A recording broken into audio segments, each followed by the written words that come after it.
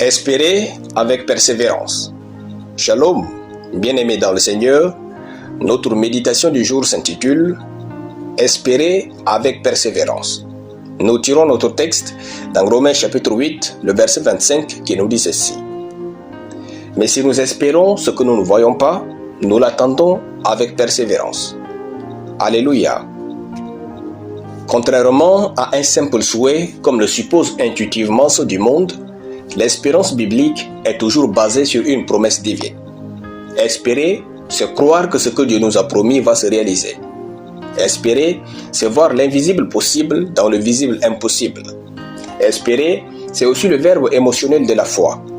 Espérer apaise les émotions de celui qui croit en Dieu.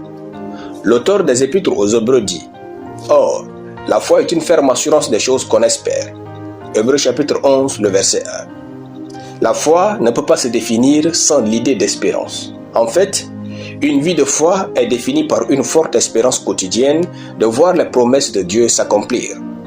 Cependant, lorsque l'attente devient plus longue, l'espérance a besoin de persévérance. L'apôtre Paul a dit « Mais si nous espérons ce que nous ne voyons pas, nous l'attendons avec persévérance. » La persévérance nous donne une endurance dans l'espérance. Persévérer, c'est refuser de changer en négatif quand l'attente paraît longue. Car la persévérance est la capacité à rester sous la charge sans faiblir. Persévérer, c'est rester constant malgré les épreuves durant l'attente de la promesse.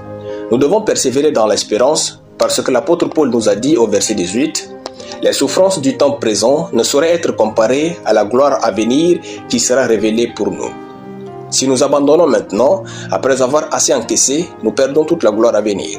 Mais si nous persévérons, la joie sera plus grande que toutes les tristesses ressenties, la gloire sera plus grande que la honte vécue, le bonheur sera plus profond que les douleurs endurées. Ainsi, nous pourrons comprendre ce que disait le psalmiste, « Quand l'Éternel ramena les captifs de Sion, nous étions comme ceux qui font un rêve. » Psaume chapitre 126, le verset 1. Frères, Dieu peut sembler venir tard, mais il n'est jamais en retard. Persévérons dans l'espérance, car l'Esprit intercède pour nous, dit Paul dans le verset subséquent à celui du jour, à savoir le verset 26. N'abandonnons pas notre espérance, ni les promesses de Dieu, parce que le Saint-Esprit prie pour nous et leur accomplissement. Il croit en nous. Il est venu pour faire de nous une réussite et combler notre existence d'une joie ineffable. Espérons en persévérant. Alléluia. Prions. Merci Seigneur pour ta parole qui ravive mon espérance et me fait vivre une vie de persévérance au nom de Jésus.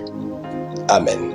La lecture biblique en une année, 1 Roi chapitre 17 au chapitre 22 et 2 Rois chapitre 1 au chapitre 3. Soyez bénis, c'était le pain du ciel.